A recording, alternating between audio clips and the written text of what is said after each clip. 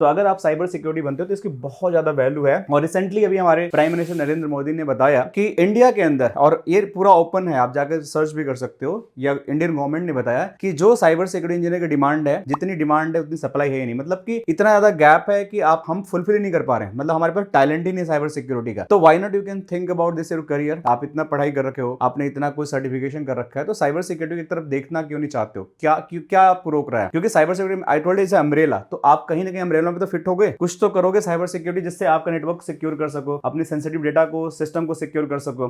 तो basically an era where information is your currency. देख रहे हो यहाँ लिखा हुआ कि एक ऐसा एरा भी है कि जहां पे आपकी जो इंफॉर्मेशन है ना, वही आपकी करेंसी है। अगर आपकी इंफॉर्मेशन लीक हो गई तो आपकी करेंसी की वैल्यू डाउन हो गई। समझो मेरी बात को कि कितनी ज्यादा ये है।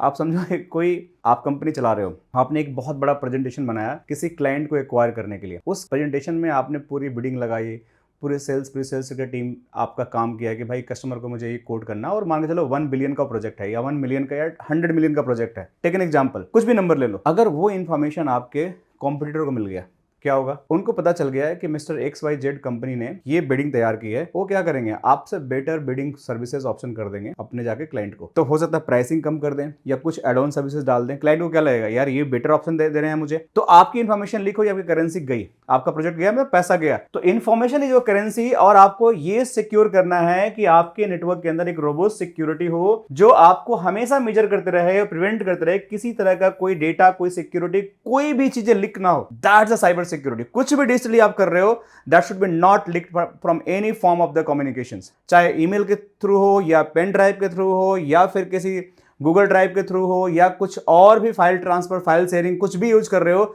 योर कंप्यूटर से ऑफिस का डेटा लीक नहीं होना चाहिए। आपकी इंफॉर्मेशन पेपर के फॉर्म में भी, अगर कंपनी में कोई बंदा बैठा हुआ है, आपने डिस्कस किया, पेपर पे लिखा, वो पेपर भी लीक नहीं होना चाहिए। That is also security.